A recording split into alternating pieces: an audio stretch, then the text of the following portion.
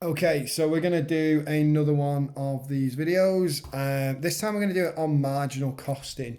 So I'm going to start off, before I look at a question, I'm going to look at what marginal costing is, first of all. So, marginal costing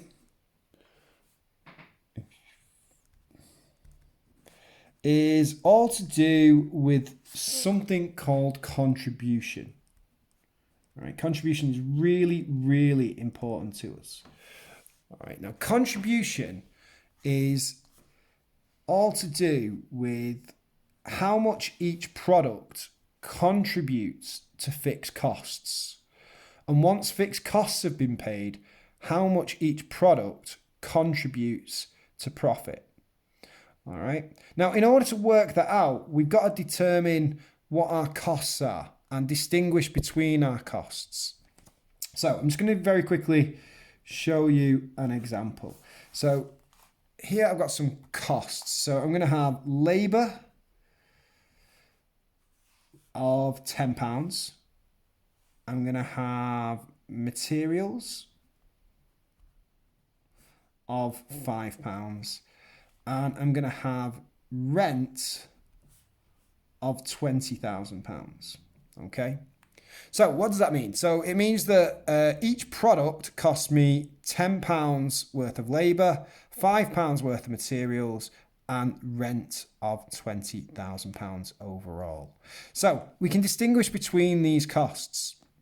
Anything that we can calculate essentially on a per unit basis is what we call a variable or direct cost.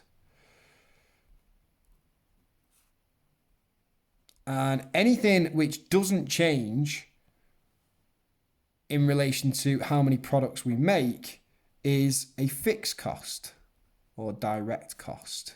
All right, we're going to call them variable and fixed for now. But what that means is every time we make one extra product, it's going to cost us £15 in labour and materials. Now, the rent doesn't change. If you make 100 products, 1,000,000 products, 1,000,000,000 products, your landlord doesn't care. They will still charge you the same amount of rent regardless. Okay? So, what does that mean in terms of our contribution? Well, contribution works out how much each product is going to contribute towards this fixed cost and then towards profit afterwards. So, if our selling price is,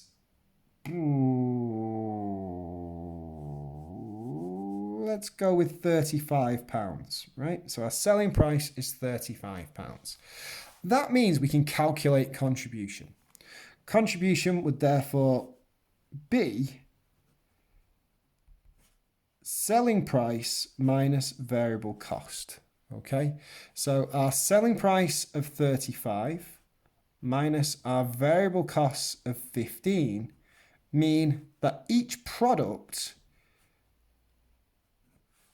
is going to give us £20 towards paying off our fixed costs. So every one we make and sell, we'll sell it for 35 and the variable costs are 15. So each one is contributing £20 towards our fixed costs. All right.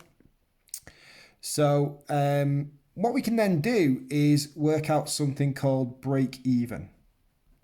So break even is the point at which our total revenue is equal to our total costs. All right. So variable costs and fixed costs added together. Now you can do this through a graph. It takes a while. Or you can just do it through a formula, which we're going to do today. We're going to do it through a formula. So break even, we can calculate as fixed costs divided by contribution per unit. All right. So in our example, we've got fixed costs of £20,000. And we've got a contribution per unit of 20. All right. So stick it in a calculator because I'm an idiot. £20,000 divided by 20 equals 1,000. So that means we need to sell 1,000 products, not to make a profit, but not to make a loss. We'll have broke even at that point. The total value of our revenue will be equal to the total value of our costs. And let's just prove that as an example, all right? So if we were to go 1,000 times 35, again, stick it in the calculator because it's not that bright, we've got £35,000. So that's our sales there, like that. And then our costs, we've got 1,000 times 15. And we've got, it doesn't matter how many we make, remember, on our fixed costs, we've got £20,000 worth of fixed costs. So if we add those up, it's £35,000. So our total revenue is equal to our total costs at that point. All right. So marginal cost is basically how much every unit contributes towards fixed costs. Now, after we sell 1,000 products, every product after that starts making us profit. So we can say with some certainty that if we were to sell, let's say, 3,000 products, right? So we go, our contribution per unit is 20. If we times that by 2,000, which is 2,000 more than our break-even point, so the difference between our break-even point and our new level of sales, then we can say that our profit would be £40,000. See, I had to use a calculator then. So that, therefore, is just a really quick and simple way of calculating profit. Now, this is done at the start of the year, bear in mind. You do it based on what you think is going to happen. So how many products do you have to sell? We could then do something called a margin of safety. So a margin of safety is the difference between our break-even level of sales and our target level of sales. So our margin of safety is 2,000 units, which you can calculate. You can do it as a percentage as well. I'm not going to go into that today. I'll probably do another video on that as well. But let's just worry about break even for now and our idea of contribution. Now, contribution is going to be super important to you. It's used all the time in management accounting, and particularly by our exam board there. So make sure that you can do that. All right. So we're going to have a look at a question, and the question we're going to look at is years old. It was one that was sent to me by one of you lovely people, and it's from the June 07 ACC7 paper. Okay, so you need to be able to get to that. I'll send it you. If not, it's on Canvas. So there you go. Right. So we're going to look at this one. So it's Nora manufactures hairbands. She employs 6 people who work 6 hours per day, 5 days per week. Each hairband takes 12 minutes to make. At this rate of production, each employee would pay £240 per week. Materials for each hairband cost £120. Selling price is £310. Fixed costs are £225 per week. And Nora expects to manufacture and sell 900 hairbands in week 1. All right. So we've got to calculate the number of hairbands made per hour, and calculate the contribution per hairband, calculate break-even in units, and then calculate the profit for week 1 using the expected production and sales of 900 hairbands. So not that difficult, really, but we're going to do it anyway, right? Let's have a little look at it. So, new page. So let's start again. So she employs 6 people who work 6 hours per per day. So 6 times 6 equals 36. So it's 36 hours per day. Each of those people work 5 days per week. So we're going to multiply that by 5 days per week.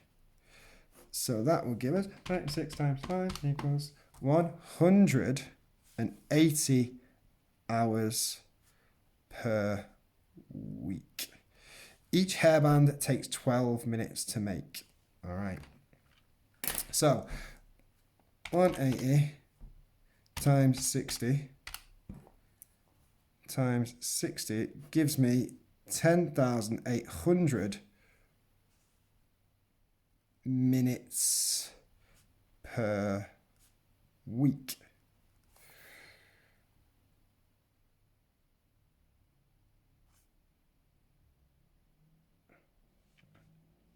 So if we're then to go divide that by 12 minutes, we get 900.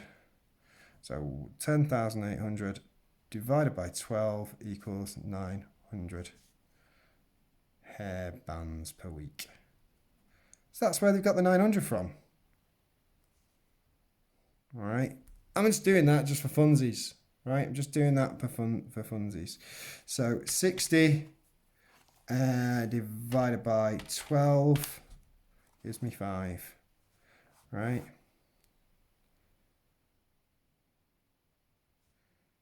So 60 divided by 12 equals 5 per hour. That seems simpler than it actually probably is. 60 minutes in an hour, 12 minutes to make each one. Right.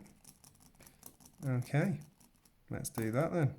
So we've worked out how they make the 900 anyway. And then we got that. Right, calculate the contribution per hairband. Right. So each hairband costs £1.20. So what we don't know is the labour cost. The labour cost for each hairband, right? We know that they make 900 between them. And they make 5 per hour. I don't know what that sixth person's doing though, do you? They make 5 per hour. Why is that 6? It can't take more than one person to make a hairband. Anyway, let's just calculate the contribution. Okay. So what we need to do is work out how much each person is going to pay. So I'm going to do this on the paper here. So each person is paid £240 per week, and they work individually 6 hours per day, 5 days per week. So 6 times 5, so £25 per week. Let me just write that down. Right, so 6 hours times 5 days. Did I just put that into my calculator? I did. 30 hours per week. Okay, so £240 divided by 30 hours per week tells us their hourly rates divided by 30 gives me £8 per hour. All right, and what they can do is they can make 5 per hour, can't they? All right, so 8 divided by 5 is 1.6. So 8 divided by 5 hairbands per hour equals £1.60 per hairband. Okay. No idea what you can see anymore. All right. So now we know for this part B question that we're trying to work out contribution. So contribution, as we said, is equal to selling price minus variable costs. All right. So selling price is £3.10 minus our variable costs. Now our variable costs are £1.60 for the labour and £1.20 for the material. So that gives us £2.80. So each one is 30p. So each unit is providing them with contribution of 30p. All right, so that's part B done. Part C, calculate the break even in units for week 1. So break even is equals to fixed cost divided by contribution per unit. So that therefore can be calculated. So our fixed costs are £225 per week, and our contribution is the 30p from earlier. So divide 225 by 30p. So 225 divided by 0.3 gives us 750 hairbands or units per week. Whenever you work out break even, your answer is always in the number of units that you need to produce in order to break even. All right, so part D, calculate the profit for week 1 using the expected production and sales of 900 hairbands. So part D, let's check what you can see still. Calculate the profit for week 1 using the expected production and sales of 900 hairbands. So it's manufacturer. So she expected, yeah, so it's 900. So if 900 minus 750 is equal to 150 units. So we know that everything we sell over 750 units starts making us profit. And at that point, at break-even point, all of our fixed costs are paid, right? So we only need to worry about our variable costs. Variable costs are mostly covered by, or they are covered by our selling price, to the point where we make 30 pence profit or 30 pence contribution on every unit. So 150 times 30p, boom, gives us 45 £45. So our profit is £45 per week. I think Nora needs to start another company.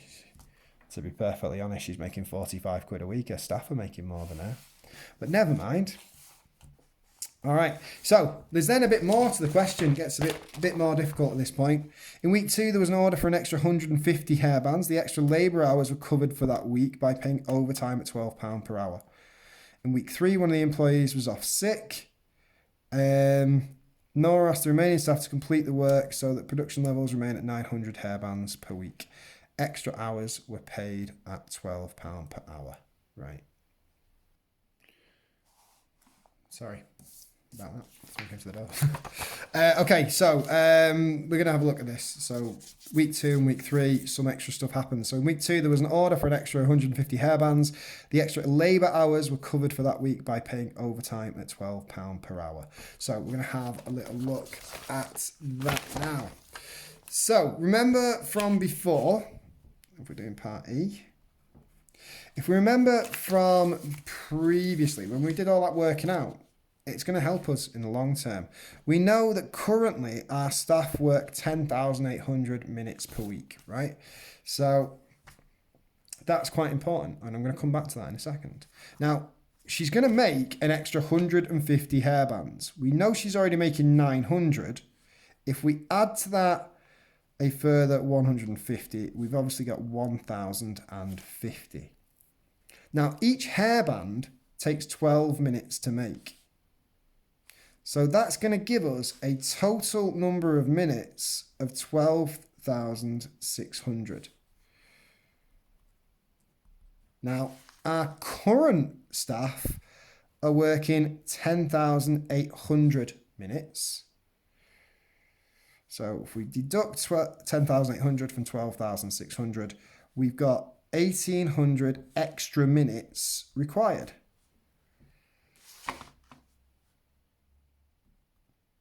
So if we divide that by 60, 60 minutes in an hour, obviously. Then what we get is an extra 30 hours. All right. So we got an extra 30 hours there. Okay. So that's for week 2. So week 3, slightly different, right? Okay, let's have a look at week 3. Week 3, one of the employees is off sick. Nor else the remaining staff to complete the work, so the production levels remain at 900 hairbands per week. Extra hours were paid at £12 per hour. Okay, so week 3. All right. So week 3 is there's going to be 5 members of staff rather than 6. So we know that in order to make, we know that week 1, we already worked this out. Week 1 is 10,800 minutes. Divide that by 60.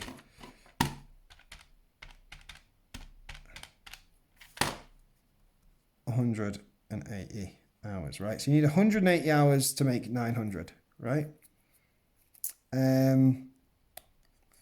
Week.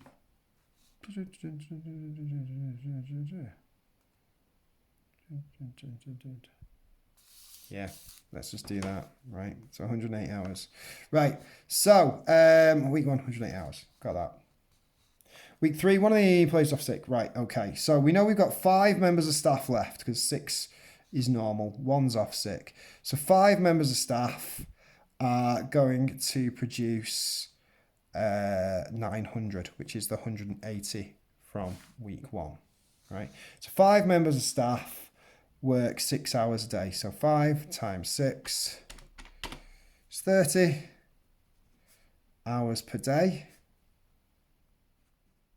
We're going to times that by 5 days per week. So 5 days per week times 30 hours per day gives us 150 available hours. And we need 180. All right. So again, we've got 30 extra hours. All right. 30 extra hours. Sweet. Okay. So, number of labour hours required to meet production targets. So, in week 1, it's 180. In week 2, it's 180 for the 900 plus the extra 30 required for the extra 150. So we've got a total of 210 hours. Okay, so that is week 2. In week 3, we need 180 hours as normal. All right, we've got 150 available, but we need 180 because it takes 12 minutes to make each one. We worked all that out earlier on. We need all that, right? So 210, 180, 180. There are 3 answers. Week 1, week 2, week 3. Okay. So we're going to work out the labour cost now. I am going to just do this on this page so I don't have to keep turning over. It's like you always tell me, it's effort to turn over. That's my workings from before when I paused the video. Okay, total labour cost. So we'll do it each week. All right, so we'll go with EII. Can you see that? I don't know what you can see. Everything across. So EII. So we know we need 210. Oh, sorry. We'll do week 1. We'll do week 1. Week 1, there's no overtime, so it's 180 hours times £8 per hour, which is 1,440. I'm just going to check that. I've just done too many 4s. 1,440. There you go. Each member of staff gets paid $240 per week. 240 times, what was it? 6 members of staff. Yeah, so equal to £240 per staff member times 6 members. This is equal to 1,440. So I was correct in that first one. Great. I know my £8 per hour is correct again. So week 2. Now, with week 2, there's that extra labour hours what are covered at £12 per hour. So we know our labour cost in week 1 was 1,440, right? So we're going to be paying that again, but we're going to be paying for those 30 extra hours for week 2. So what we'll do is we'll go 30 times £12 per hour, which is equal to 360. All right, so our overtime on those 30 extra hours is 360 quid. So if we add all that up, 1,440 is £1,800. So our cost in week 2 is £1,800. And in week 3, we've got a total of 180 hours. But we're only paying for 5 members of staff this time. So if we did 5 times 240, we've got 5 times 240 at the regular pay, £1,200. Right? Remember, one's off sick. We're not paying them. We're paying them to be off sick. I think this is right. Extra hours are paid at £12 per hour. So in week 3, we've got 30 extra hours which we wanted our staff to work. So again, we'd do 30 times 12. I don't know what you can. 30 times 12, which is 360. So our cost in week 3 is £1,560. Okay. So hopefully that all made sense. I didn't jump around too much. Yeah, there you go. Have fun.